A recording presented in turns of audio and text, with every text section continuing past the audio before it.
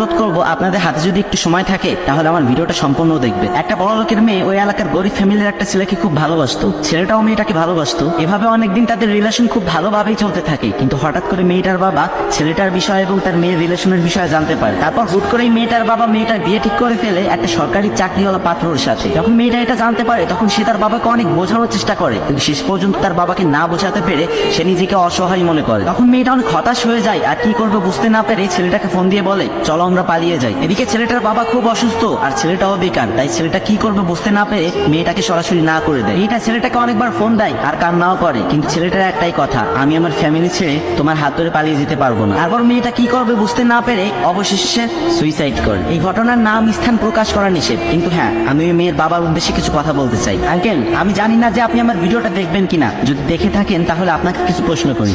আচ্ছা, আপনার মেয়ে মারা গেছে, আপনি তো অনেক খুশি হয়েছেন তাই না? আপনারা মেয়ের বাবারে এমন কেন বলেন তো? আপনারা অনেক কষ্ট করে একটা মেয়ের